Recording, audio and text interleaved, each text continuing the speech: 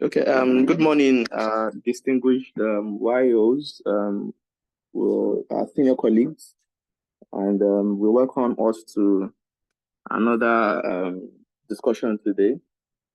The YOF has been, this discussion has been so beneficial, and then today we have with us Dr. Dalley. She's a senior registrar at the Eye Foundation Hospital. So she will be discussing with us this very known condition. We see children, pediatrics age groups, and patients. We make a diagnosis of ocular allergy, and we even see some people come in with medications, so anti-allergy medications for several conditions. And sometimes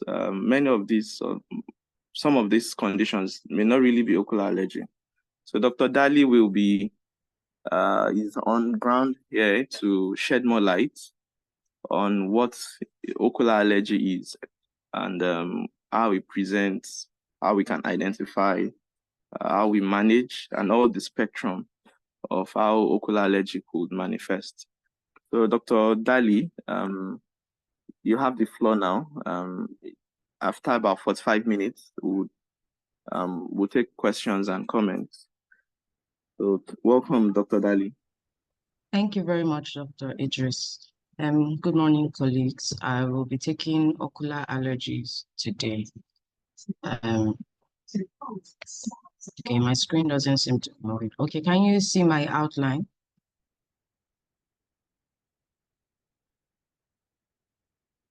Can anybody hear me? Yes, okay. We can hear you. All right. So I'll be taking ocular allergies with the following outline. By way of introduction, ocular allergies encompass a group of hypersensitivity disorders to normally harmless substances known as allergens. They are not a single clinical entity, but include several conditions with different pathogenesis, hypersensitivity mechanisms, diagnostic criteria, and management. They can be observed in isolation or associated with rhinitis, asthma, atopic dermatitis, or food allergies. Symptoms usually include itching, redness, mucoid discharge, and so on. And management is based on minimizing contact of the causal allergen with the conjunctiva using a series of protective measures, with medication assisting in controlling the symptoms produced by the allergic inflammatory process. Studies have shown that ocular allergies affect 15 to 20% of the world's population. In Africa, prevalence ranges from as low as 7.9% in Gambia to 32% in Nigeria. Some studies have reported a higher prevalence in patients with HIV/AIDS. They occur very frequently and are most commonly seen in areas with high seasonal allergen and pollen counts. Vernal keratoconjunctivitis, going forward, VKC, predominantly occurs in areas with tropical and temperate climates, such as the Mediterranean, the Middle East, and Africa.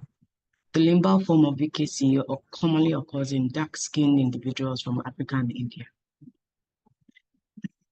So, by way of epidemiology, VKC has a significant male preponderance, typically affecting young males. The onset is usually in the first decade, and it persists throughout the first 2 decades of life. Symptoms usually peak prior to the onset of puberty and then subside. Atopic keratoconjunctivitis, known as AKC, occurs in 20 to 40% of individuals, especially those with atopic dermatitis, and 95% of patients with AKC also have eczema, while 87% have asthma. AKC is more prevalent in men than in women, and the peak age of incidence is in persons aged 30 to 50 years. So, in the relevant anatomy, the conjunctiva is a fine, translucent mucous membrane that joins and covers the anterior surface of the eyeball and the posterior surface of the eyelids. It reflects to cover the anterior part of the sclera and becomes continuous with the corneal epithelium at the lingus. Now, the lid margin, it becomes continuous with the skin. It is divided into 3 parts, namely palpebral conjunctiva, bulbar conjunctiva, and cornicial conjunctiva. The palpebral conjunctiva extends from the mucocutaneous junction of the lid margins and lines the inside of the eyelids. I'll be showing diagrams later. It is subdivided into the marginal conjunctiva, which extends from the anterior lid margin to approximately 2 millimeters on the back of the lid. It is a transitional zone between the skin of the lid and the conjunctiva proper and is made up of stratified epithelium. The tarsal conjunctiva is highly vascular and adherent to the tarsal plates. In the upper lid, it is fully adherent, and in the lower lid, the adherence is less marked. The orbital conjunctiva is loose and lies between the border of the tarsal plate and the fornix. So the bulbar conjunctiva lines the anterior part of the sclera and becomes continuous with the corneal epithelium at the limbus. It is separated from the anterior sclera by episcleral tissue and Tenon's capsule. It is loosely attached to the underlying Tenon's capsule and freely movable over the sclera, except around the cornea, where the attachment is firm. And the limbal conjunctiva, which is a part of the bulbar conjunctiva, covers the limbal margin, the limbal region, and is continuous with the corneal epithelium. The phonacial conjunctiva unites the palpebral and the bulbar portions of the conjunctiva. It is loose and thrown into folds. A semilunar fold vertically is present nasally, which is known as the plica semilunaris, and separates the bulbar conjunctiva from the carotid at the medial canthus. The medial canthus is an ovoid mass that is covered by stratified squamous epithelium, which contains hair follicles, sweat glands, and sebaceous glands. Now, just to show you more about, so this is the marginal conjunctiva here. All part of the palpebral conjunctiva runs from this part to this part. So the marginal conjunctiva is here, the tarsal conjunctiva afterwards, which is highly vascularized, and then the orbital conjunctiva. Between the orbital and the palpebral and the bulbar is the phonacial conjunctiva here. And then this is the bulbar conjunctiva. So this happens both superiorly and inferiorly. So just a brief anatomy about the limbus. The limbus is the transition zone between the peripheral cornea and the anterior sclera, and is important because it demarcates the clear cornea from the conjunctiva and opaque sclera. It maintains nourishment of the peripheral cornea, contains the pathways of the aqueous humor outflow, and is the site of surgical incisions into the anterior chamber for cataract and glaucoma. And it has been defined differently by anatomists and clinicians. The anatomical limbus is defined by its anterior aspect, which overlies a line composed of the ends of the Bowman's layer and the descendant membrane of the cornea. The surgical limbus lies anterior to the anatomical limbus and is sometimes referred to as the gray or blue zone. And this is because of scattering of light through the oblique interface between the cornea and the sclera, which occurs over 1 to 2 millimeters. So this is just a diagram showing that this is the termination of the Bowman layer and the descendant membrane. And so this is the anatomical limbus, while the green dotted line represents the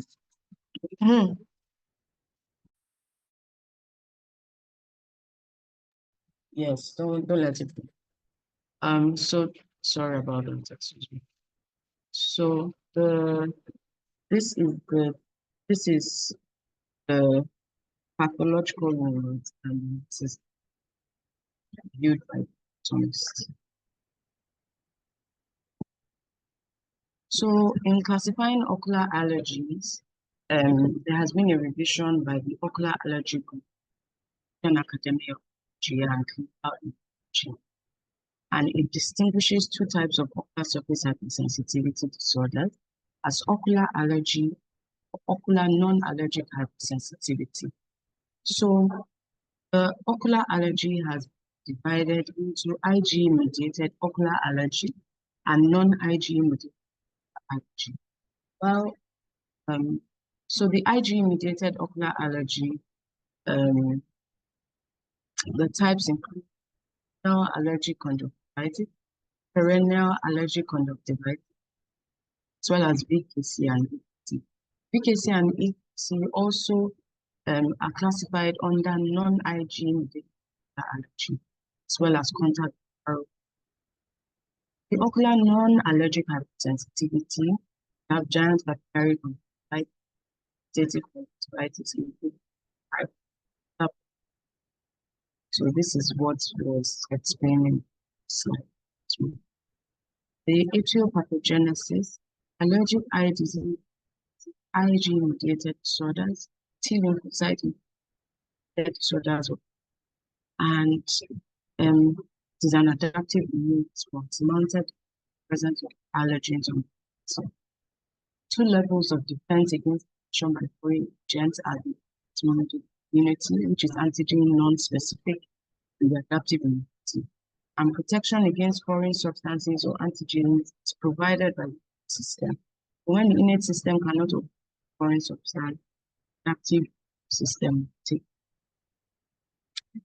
Innate immunity is present from birth and surfaces of body, that's skin and mucous membrane. It provides a physical barrier against foreign substances and infections, which is reinforced by secretions. Consists of monocytes, macrophages, mast cells, eosinophils, natural killers. The adaptive immune response is composed of humoral immunity mediated by B lymphocytes, cell-mediated immunity,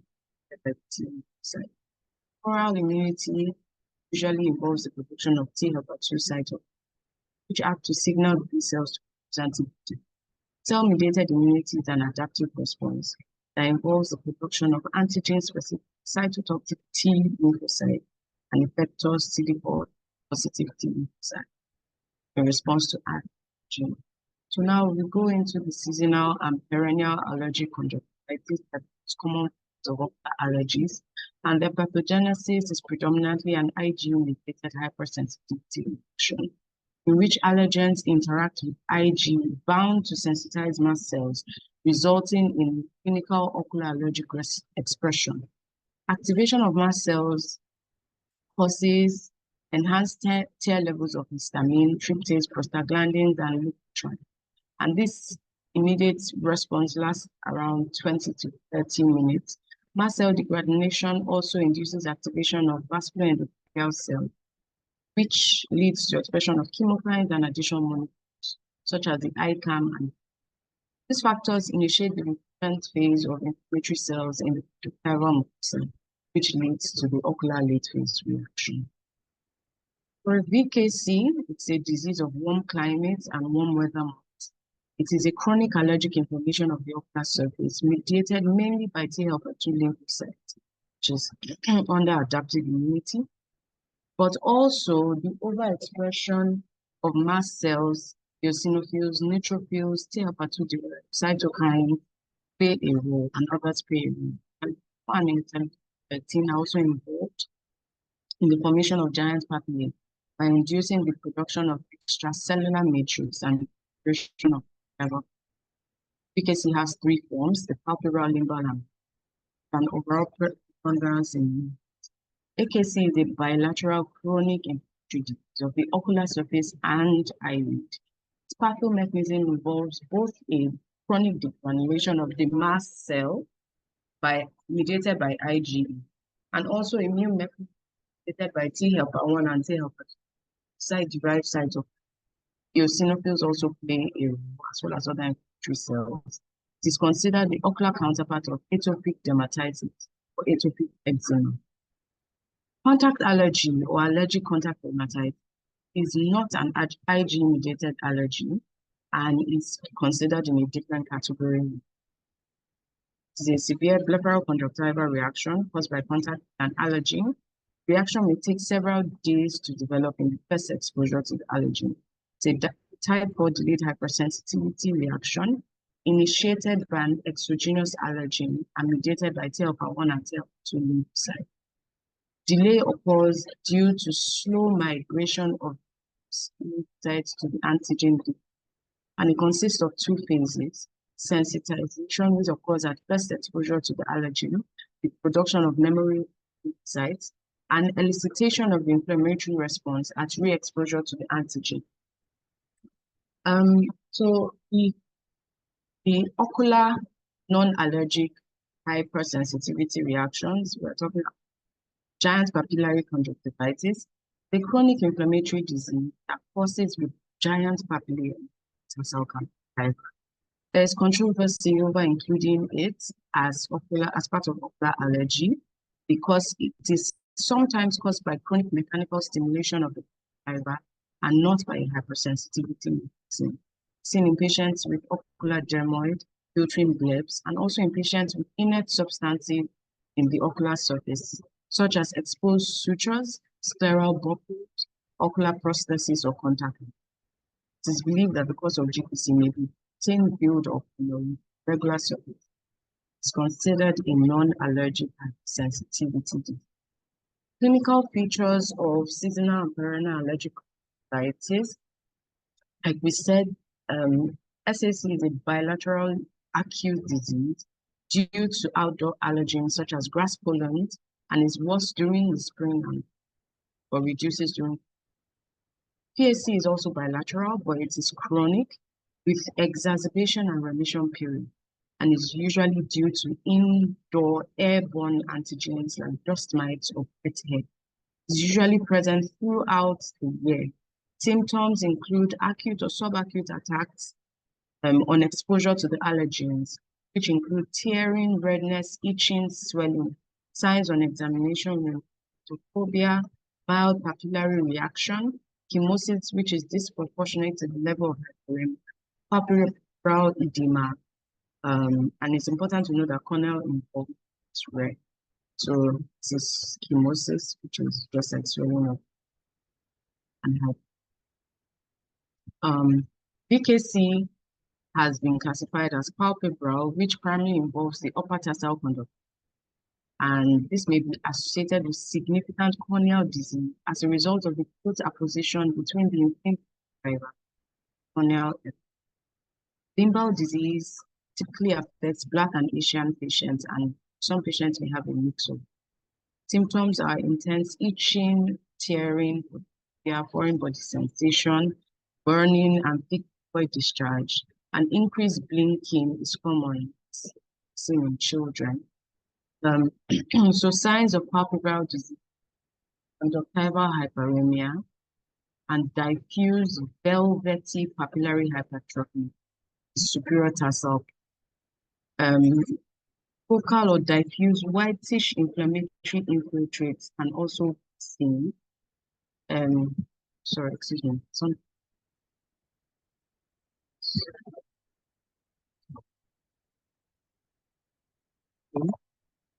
Sorry. So macropapillae, less than 1 millimeter, which have a flat-topped polygonal appearance that is similar to cobblestones, may be present, and they may also progress to giant papillae, which is greater than 1 millimeter, as the lesions amalgamate. Then one can have mucus deposition between the giant papillae, which can be seen as pictures.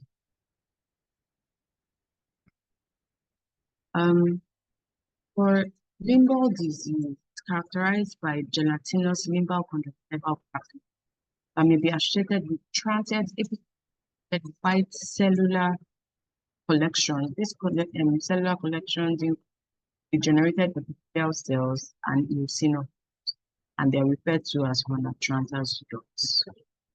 Keratopathy is more frequent in palpebral disease and may present as superior punctate epithelium with layers of also as epithelial macroerosion caused by a combination of epithelial toxins from inflammatory mediators, direct mechanical effects. Plaques and shield ulcers may develop in palpebral or mixed when the exposed bone membrane is coated with fluid, leading to inadequate wetting and diffusion. So we have plaques and shield ulcers. And they are non-infections, they are oval shaped with underlying stromal or partition. Patients may also develop subepithelial epithelial scars, which may impair vision. Other findings include pseudogerontoxin, which is a paralimbal band of superficial scarring that resembles apocynine, adjacent to a previously inflamed and superficial vascularization. Keratoconus and other features are due to herpes simplex keratitis. Atopic keratitis is an ocular manifestation of atopic keratitis and is the most severe form of allergic. It involves not only the ocular surface but also the eyelid, being therefore a blepharokeratoconus. Symptoms are similar to those of the and skin changes are more prominent than in Abike and are typically eczematoid, which include erythema, dryness, paleness, and peeling of eyelids. Sometimes there's disruption of epidermal integrity, leading to fissuring and scratches, excoriation, and these are due to intense itching. They can be found anywhere on the body, especially the tibial and antecubital regions. There's also meibomian gland dysfunction and keratinization of the gene. Staphylococcal blepharitis is more common. Head-to-gate sign, which refers to absence of the lateral portion of the eyebrows, will be present as well. Patients may also have what's called Denny-Morgan, which are lower lids that develop due to persistent eye rubbing. Ptosis may also be present to rubbing on the levator aponeurosis. Periorbital shadowing, also known as halo eyes, refers to manifestation of a dark gray brownish discoloration of the periorbital areas, sometimes associated with mild edema. Conjunctival changes, in addition to the signs seen in AKC, patients with AKC may show diffuse conjunctival infiltration and scarring, and may have a whitish featureless appearance. Cicatricial changes can occur and can lead to symblepharon formation, initial shortening, and keratinization of the paron. Limbal involvement, similar to that seen in VPC, can be seen transient dots. Punctate epithelial eruptions of they are common. Patients with AKC also have persistent epithelial defects, sometimes associated with focal thinning, and this may occasionally progress with preparation with erythematocyte formation. Peripheral vascularization and stromal scarring are more common than keratoconus is more common. They also have presenile shield-like anterior or posterior subcapsular cataracts, and this may be exacerbated by prolonged steroid therapy. There may be an increased risk of endophthalmitis cataract surgery because of high lid margin carried of staph oil. Patients with atopic keratoconus are also at increased risk of retinal detachment. And the most widely accepted theories are frequent dropping of eye. Atopic patients might lead to traction and retinal tear, resulting contact allergy. Top features are usually seen in response to eye drop reaction to action. Some other allergens, poison ivy, present form of medication, nickel, latex, involves the ocular surface, eyelid, and symptoms generally of itching, and signs include erythema, showing of giant pituitary conjunctivitis response when there is an attack in the ocular surface, and symptoms itching, foreign body action, water mucus, redness, blurring, and loss of signs include mild and development of the thing that was on.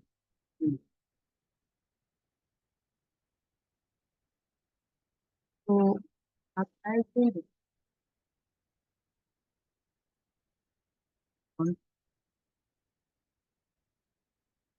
Investigation.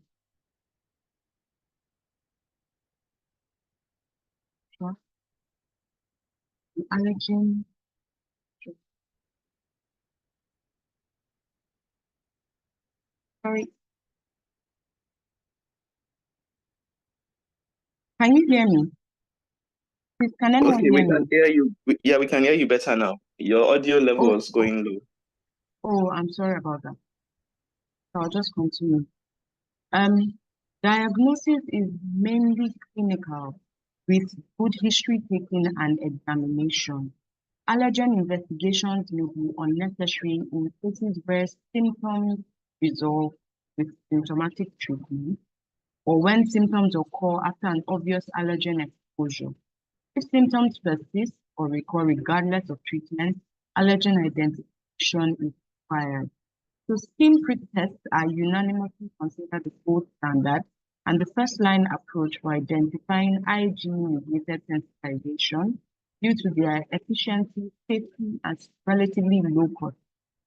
Specific IgE measurements can also be done in order to identify a specific allergen.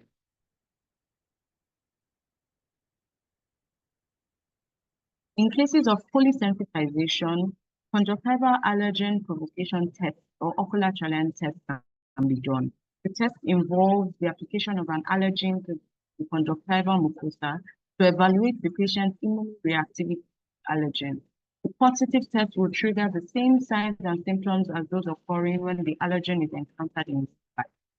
And it's also useful to assess the relationship between symptoms and exposure in polysensitized patients and to assess the response to therapy.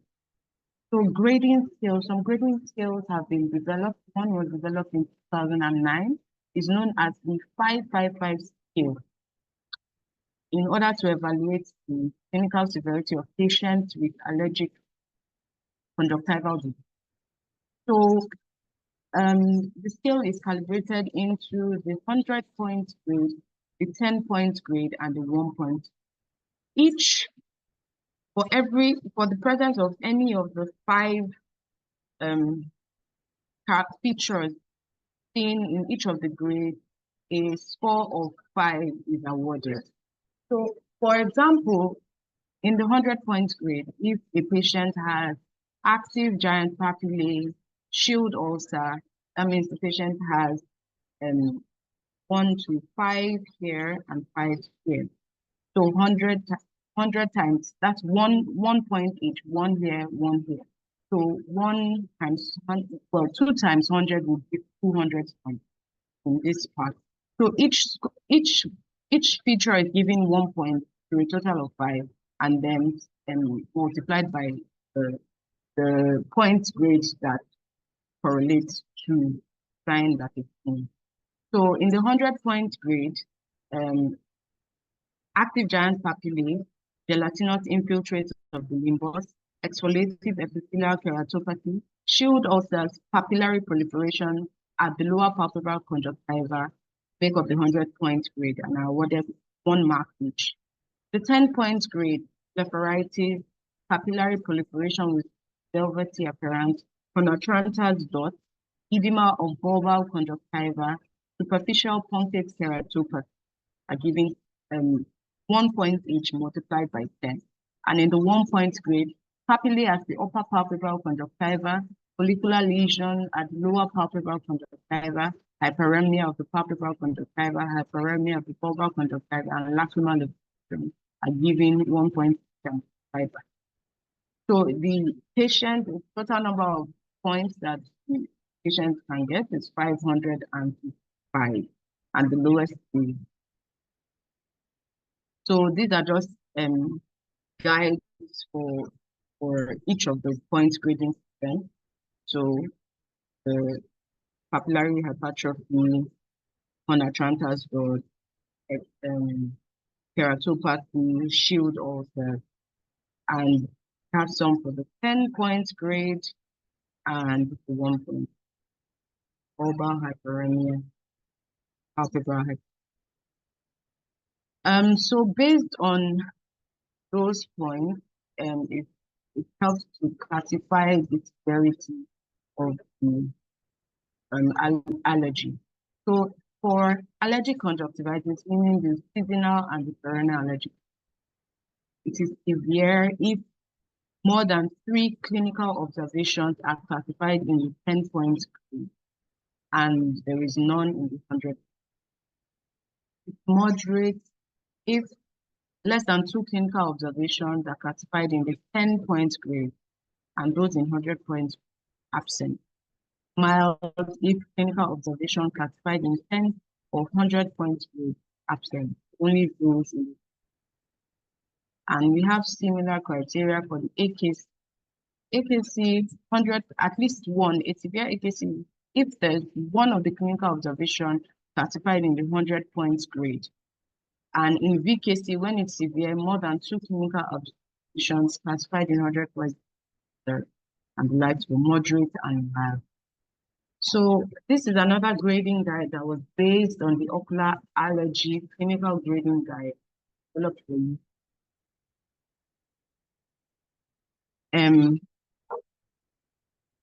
So the mild, this one uses pictures. So comparing the pictures to the clinical features to the patient. So if the papillae are mild, they are micropapillae less than 0.3 millimeters, then the patient is classified as having mild. Moderate disease will be the papillae between 0.3 and 0.5 millimeters and the clinical appearance similar to this. And severe disease will be cobblestone papillae and giant papillae. Same for the conjunctival hyperemia, as well as limbal edema or Horner-Trantas dot. It's moderate disease if the Horner-Trantas dots are less than half of the limbal circumference, and greater than half is severe disease. And this goes on for the corneal punctate erosion. So in treatment, counseling is important. All patients should be educated about general allergic eye care. They should be discouraged from rubbing their eyes, which causes mast cell degranulation and worsening of symptoms, and also causes symptoms of can worsen or induce keratoconus, can also induce retinal detachment. Maintenance of an air-conditioned environment and control of dust particles at home and work may also be beneficial. In patients with atopic, management may be in conjunction with dermatologists, respirologists, ENT physicians. Management may be long-term, and as such, avoidance of allergies may be key in preventing exacerbation. Parents also have to be fully involved in management of their children. Avoidance of the offending antigen is the primary behavioral medication for all types of allergic conjunctivitis. However, the eyes present a large surface area, and thus it is often impossible to avoid ocular exposure to airborne allergens. Non-pharmacologic treatment should always be the first approach and should accompany topical treatment as the first attempt. For giant papillary conjunctivitis, signs and symptoms can be ameliorated by temporary discontinuation or shorter contact lens wearing periods, changing contact lens cleaning positions, or refitting the patient with a different type of contact lens, especially daily disposable contact lenses. Cold compresses, saline and cold artificial tears are useful because they alleviate the symptom and dilutes the allergen, especially in acute allergic conjunctivitis. Treatment, medical treatment includes artificial tear substitutes, which provide a barrier function. They dilute various allergens and inflammatory mediators that may be present on the ocular surface. They help to flush the ocular surface of these mediators. The mainstay of treatment, anti-allergic therapy. Topical antihistamines, which competitively and reversibly block histamine receptors. Other mediators of inflammation like prostaglandins and leukotrienes are left unaffected. They relieve itching and redness, but only last for a short time. So examples include emedastine, epinastine, azelastine, betastine, becillin. In 2020, cetirizine ophthalmic solution 0.24% was recently added and has been approved for twice or thrice daily dosing. Mast cell stabilizers inhibit the degeneration of sensitized mast cells when exposed to specific antigens, which prevents release of histamine and other chemotactic factors that are present in the preformed and newly formed state. Important to note that they're usually used for prophylaxis since they do not relieve existing symptoms. Examples include cromolyn sodium, and there are other options which combine mast cell stabilizers and H1 receptor antagonists such as olpatadine and ketotifen. Olpatadine may be clinically superior to ketotifen. NSAIDs decrease symptomatology by inhibition of cyclooxygenase enzyme responsible for prostaglandin synthesis in allergic conjunctivitis. Patients usually report stinging or burning when instilled, and their use is therefore not widespread. They are usually used in addition to dual action agents or topical antihistamines. Corticosteroids are the most potent pharmacologic agent used in the more severe variant of ocular allergy and are also effective in the treatment of acute and chronic forms of allergic conjunctivitis. They possess immunosuppressive properties as they hinder the transcription factor that regulates the transcription of T helper 2 derived cytokine genes and differentiation of activated T lymphocytes into T helper 2 lymphocytes. Limitations include their adverse effects such as delayed secondary infection, elevated IOP, formation of cataract. They are therefore appropriate for short courses. It's preferable to use steroids with low strength and low effect on IOP, such as fluorometholone, remexolone, or loteprednol. Pulse therapy consists of 3 to 4 drops per day for 3 to 5 days and is frequently used for VKC and AKC. Prolonged therapy consists of 3 to 4 drops per day for 1 to 3 weeks and slow tapering and may be required for severe chronic forms of perennial allergic conjunctivitis and seasonal allergic conjunctivitis rarely require the administration of topical steroids. Supratarsal or oral steroids are reserved for cases that do not respond to other forms of therapy. Ophthalmic decongestants act primarily as vasoconstrictors, and they are effective in reducing erythema. Their adverse effects include burning and stinging on installation, mydriasis, rebound hyperemia, or conjunctivitis medicamentosa with chronic use. They are also not recommended in patients with narrow angle glaucoma. For examples like Antalarg, which is very popular, and Vicin. Other medications which may be used include topical calcineurin inhibitors like cyclosporin A and tacrolimus, which serve as steroid-sparing agents when chronic BKC and AKC become steroid dependent. So these are medications, like a table summarizing the mechanism of action of medications, alpha, the vasoconstrictors and decongestants, antihistamines, topical NSAIDs, mast cell stabilizers. It mentions their effects and what they've been approved for, the side effects, and the contraindication. Now, this is like a schematic or a way to help in treatment. Allergic eye disease, if a patient is suspected of having allergic eye disease, from history and examination of the patient. So in order to, sorry, please, I'll be with you shortly. I have a presentation.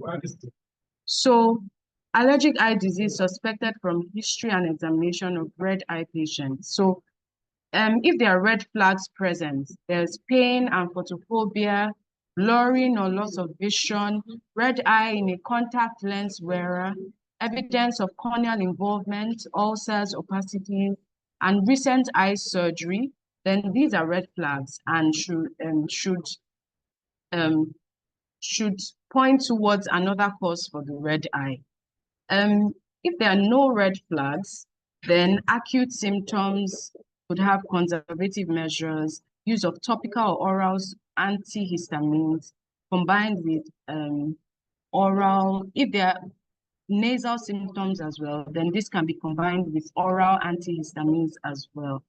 And for chronic symptoms, conservative measures may be used, antihistamines with mast cell stabilizers, combination of the above, or topical combination plus oral antihistamine.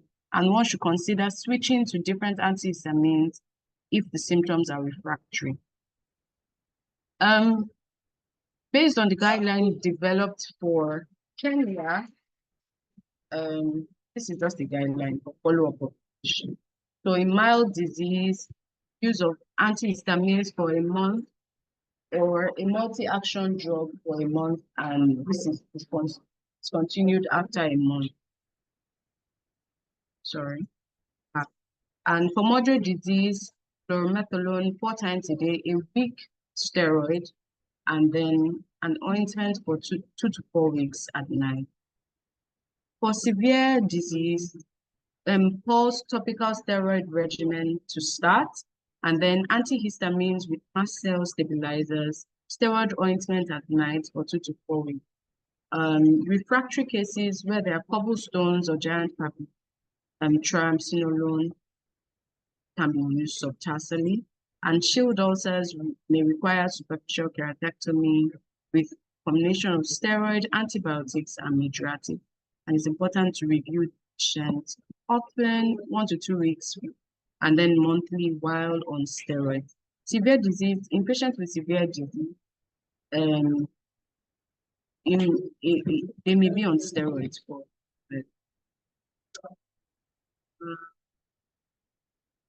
So novel therapeutic options include misolastine, an H1 receptor antagonist possessing both anti-inflammatory and antihistamine property.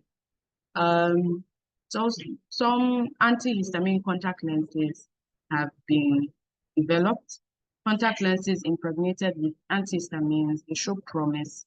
And omalizumab is a recombinant DNA-derived humanized immunoglobulin G monoclonal antibody that binds selectively to human IgE on the surface of mast cells, and it may improve symptoms, but shown to be effective in AKC. For surgical treatment, shield ulcers may require superficial keratectomy, and patients who develop keratoconus may require cross-linking or penetrating keratoconus. The differential diagnosis would include bacterial conjunctivitis, but this would be characterized by redness, purulent discharge or purulent discharge, viral conjunctivitis, redness, watery discharge. Patient may have a history of cold or cough and contact with persons with red eyes. Dry eyes, there's associated burning, peppery sensation, gritty sensation, and pain. Supralimbic keratoconjunctivitis is another differential. In this, itching is not prominent. It's more common in women and is associated with thyroid and thyroid disease. In conclusion, accurate medical and personal history is fundamental for diagnosis. Partnership with other health service practitioners is key, as patients with allergies may first present to pharmacies or nurses. It's always important to consider a different cause of a red eye. It's important to always ask for ocular signs and symptoms in other allergic comorbidities. It's important to investigate triggers for signs and symptoms. And it's important to note that avoidance of triggers is essential for long-term management. It's important to refer to an ophthalmologist, especially in cases of severe symptoms, unilateral redness, ocular pain, visual disturbance, or long-term use of topical drugs. Thank you very much, and these are my references. Thank you.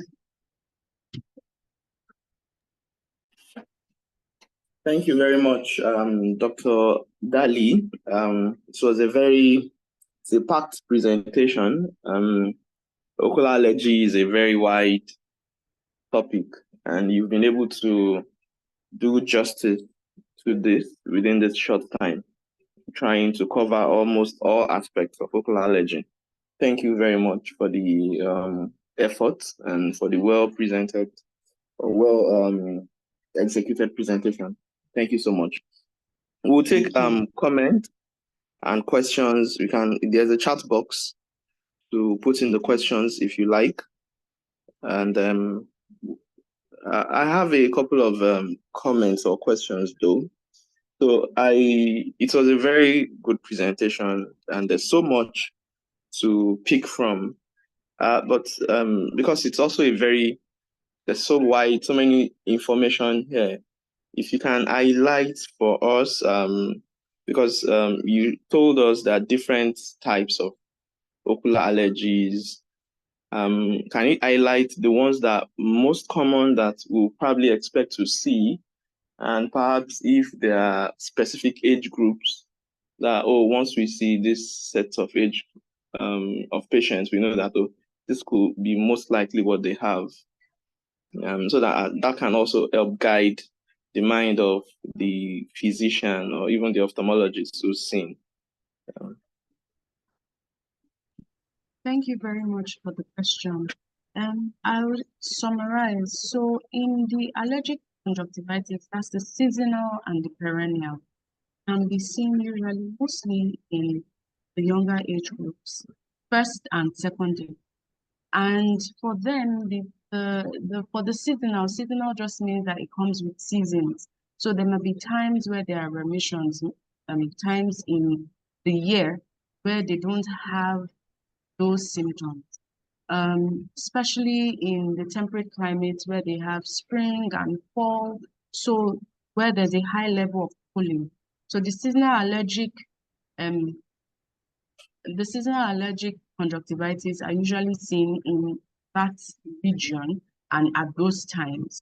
And then the perennial allergic conjunctivitis is seen all year round, because these are things, the allergens are known to be things that are present in the household. So for example, patients who have pets, patients who have, well, where there's a lot of dust mites, pet hair, fur, those are triggers for perennial allergic conjunctivitis. The symptoms are not usually so severe, they're mild, just a bit of itching, tearing, and foreign body sensation, peppery sensation, and of course, redness of the eyes. So those can be seen in seasonal and allergic conjunctivitis and perennial allergic conjunctivitis. Then in patients who have the vernal keratoconjunctivitis, there is a preponderance for males. So young males in the first decade and the first decade usually, prepubertal males, it's more common in them. And then they have the signs that we talked about, the Horner-Tranter's dot, the papillae, the giant papillae. They sometimes have the corneal punctate keratopathy as well. They may also have shield ulcers. So those are seen in younger males, especially. That's the vernal keratoconjunctivitis. And a way to distinguish between the VKC and the AKC is that the AKC has also skin manifestations as well. So in AKC, the age of the patient may be older, between 30 and 50, they might have had vernal keratoconjunctivitis in childhood, and then it progressed to an atopic type. The atopy, there's associated asthma, associated atopic dermatitis, eczema in their skin, especially around their elbows and their knees, the back of their knees, and they have more severe symptoms. They have more severe skin changes. They're the ones that present mainly with Denny-Morgan folds, the escoriation, the fissuring, the cracks that are noticed when we examine them. So that's an important way to distinguish between the VKC and the AKC. VKC is usually limited to the eyelid, the lid margin, the conjunctiva, the cornea, but AKC extends to also include skin changes as well. I hope that is I hope I've been able to answer the question as much as I can. There are other questions. Yes, thank you so much. Yeah, so there's a question here. Your explanation has helped put things into the right perspective so that once we see those cases, we know, this is more like a VKC. This is maybe a seasonal allergic conjunctivitis. Yes. Thank you so much. So there is a question here from Dr. Eze Victoria. So she's asking if why ophthalmic decongestants not used in narrow angle glaucoma. Okay, And well, then also during the one more from Dr. Ejike Egu. Thank you, sir. He said, is any word on eye drop induced allergic conjunctivitis and the culprit in daily ophthalmic practice? Thank you very much for the question. The reason why the ophthalmic decongestants is not used in narrow angle because they cause mydriasis. And so that mydriasis then narrow the angles further and can trigger an acute angle closure happening in a patient that is already prone to, that already has narrow angles. They cause a certain form of mydriasis. I think their mechanism of action, they are alpha agonists. Just give me a second, I'm going to open the table and share that. So they cause a form of mydriasis as well there. So they are alpha adrenergic agonists, and because of that, they cause vasoconstriction, but they also cause mydriasis. And because they do that, they then they trigger further narrowing of the angle and to trigger primary angle closure. And then the second question, let me read. Sorry. Okay, so any word on eye drop induced allergic conjunctivitis? Well, during the presentation, I mentioned that for contact allergies, neomycin is one of the drugs that has been seen to cause allergies. And neomycin is very popular. We use it after surgery. So it's contained in Maxitrol. Maxitrol has dexamethasone, neomycin, and polymyxin B. So because we use that, we should be careful how we use Maxitrol, especially because when we see patients, sometimes we want to put them on steroids and we may not have just plain dexamethasone. We may have it combined.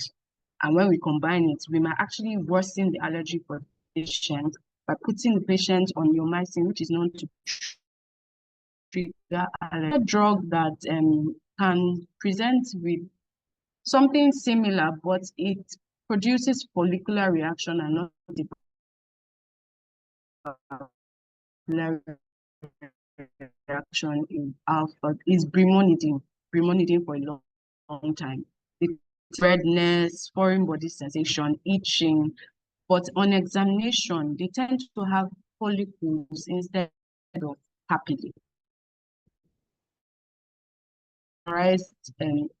The allergy in this patient as an allergy to brimonidine. I don't know why that is, but some patients have it, and treatment is to discontinue brimonidine and to change their glaucoma medication.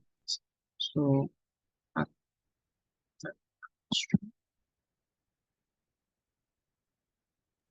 Thank you very much, Dr. Dalley. There's also a question here from Dr. Mijinyawa. She says, how can excessive eye rubbing lead to retinal detachment? Okay, so excessive eye rubbing is movement of the eye, really. When a patient rubs their eye, they're actually transmitting a force. And in the pathogenesis of a retinal tear or a retinal anything, even macular holes, there is that tangential traction and anterior-posterior traction. Now, say for example, the patient is a known myope, a large eyeball, thin sclera, thin sclera, and the patient rubs. Constant rubbing of eyes moves the vitreous, to and fro, anterior-posteriorly, tangentially, and because the vitreous is attached in certain places, it pulls on the retina. And if it pulls on the retina in areas of weakness, say the patient has some degeneration, lattice degeneration, some form of degeneration, or areas of weakness, that can pull the retina with it and cause a retinal tear. Because if a retinal tear develops in such an instance, not an atrophic hole, but an actual tear, that can then push vitreous or subretinal fluid underneath the retina and detach the retina. So that's the explanation that was given in retinal research. All right, thank you very much. So we have some additional questions. There's a question here about the classification using the 500, the 100. I think that should be the 555 classification. So if you can help shed more light on that. And there's also something, a question here. Good morning, not sure, but like you made mention of ointment in non-pharmacologic treatment.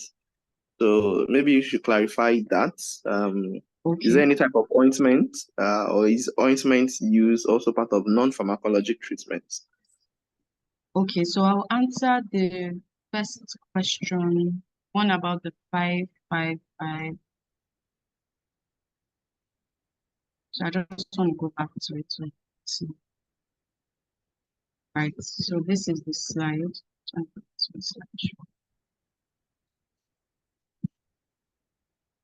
Okay, so this scale is called the 555. So if I think about it, it's 555. Now, in the 100 points grade, they classified the signs or the signs that the ophthalmologist will see while examining the patient who has allergies.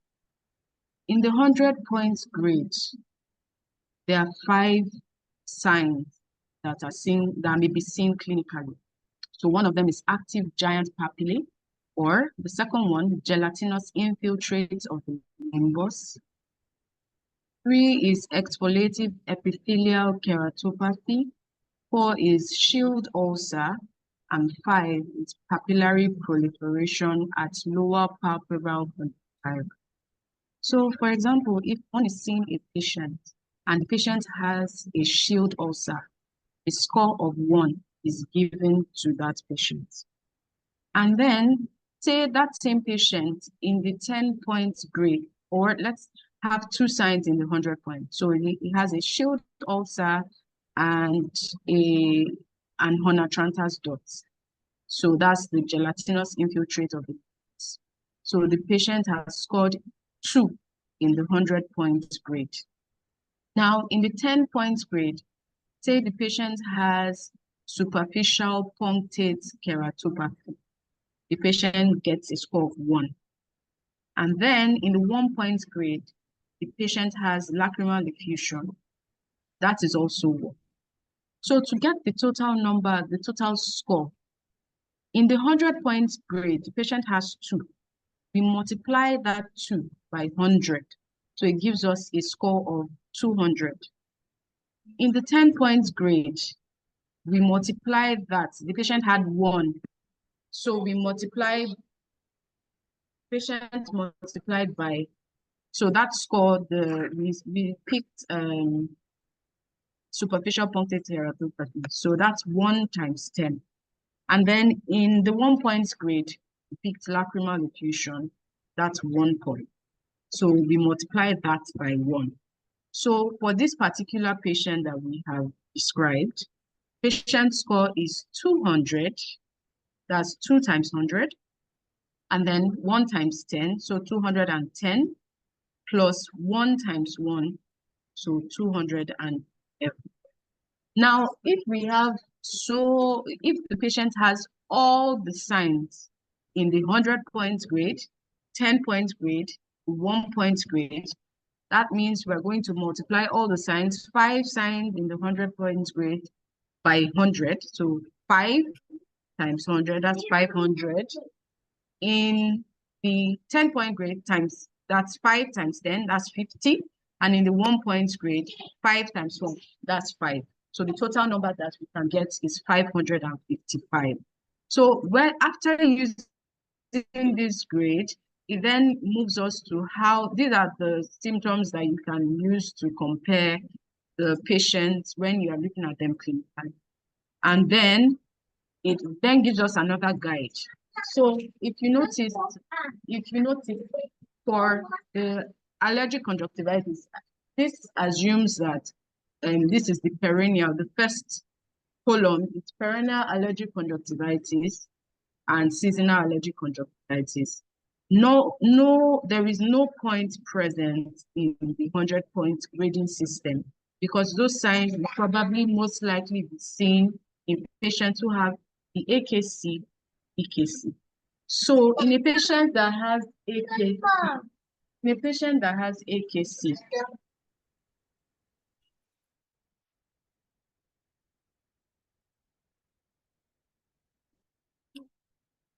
has the AKC, if it's severe AKC, then they have at least one in the 100-point grade.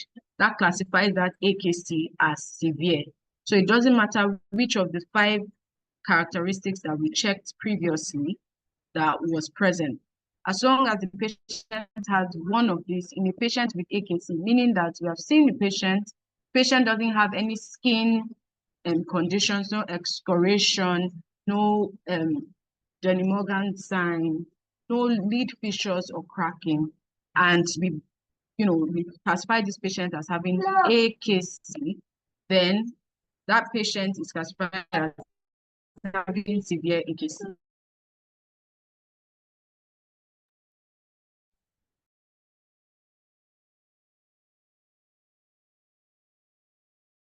So in VKC is a more severe form. And so having more than two clinical observations in the 100-point grade has classified this patient as having severe vernal keratoconjunctivitis. Oh, I mixed up. Sorry. There's a mix-up. It's the other way around. So AKC is more severe. But once the patient has had one in the 100 points grade, it is severe for AKC. While for VKC, you have more than two can be classified. And then more than two can be classified in the severe form of VKC. Having two classifies that patient as being severe VKC. While AKC, you just need one in the 100-point grade. I don't know if that explains that question a little bit. Because AKC has more severe signs already, so you just need at least one to classify AKC as being severe.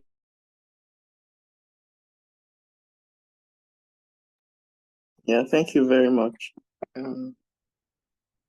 Dr. Dalley, are you still there?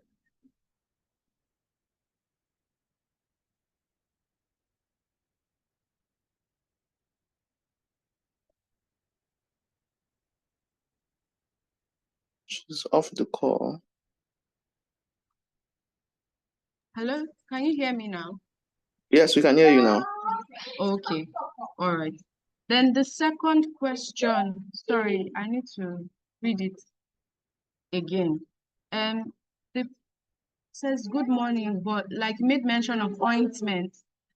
No, I didn't make mention of ointment in non-pharmacologic treatment. I made mention of ointments, steroids, and